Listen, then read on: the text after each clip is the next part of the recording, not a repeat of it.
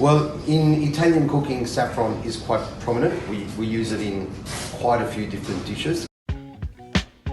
Really like your saffron because of its lovely aroma and flavour, its depth of flavour, and I find that not only flavour but also from a visual point of view, the colour is very bright and enhances different dishes. At the moment we have it on with a risotto.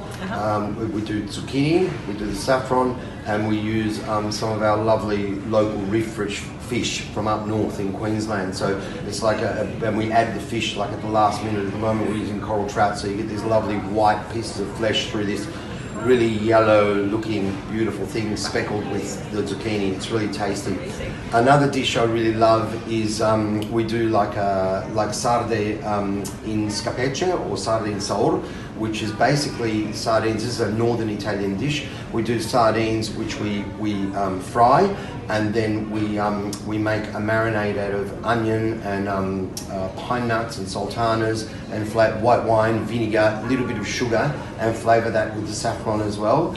And it comes really beautiful. It's just like salsa on top of that? No, we marinate them in the sardines. And then so it preserves them actually. They last, because of the vinegar and the sugar, it preserves the sardines. So they'll last up to a week. So you can keep going and you can eat them cold. They're beautiful cold, but you can warm them as well, eat them warm as well. Yeah.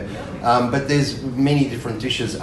We did have a dish on recently where we actually used the saffron inside a pasta dough. So we made a saffron flavoured pasta sheet and cut beautiful tagliarini, served that with some prawns. Really nice. Yeah. So there's just, it's so versatile. And you just gave us those lovely desserts. Of course, it can be used in desserts, which not many people think about saffron as a sweet food. We use actually most of the time as a sweet dessert. Dessert. See now, in ice cream. And, we use it in ice cream as well. We do use it in ice cream as well. Yeah. So the versatility is amazing.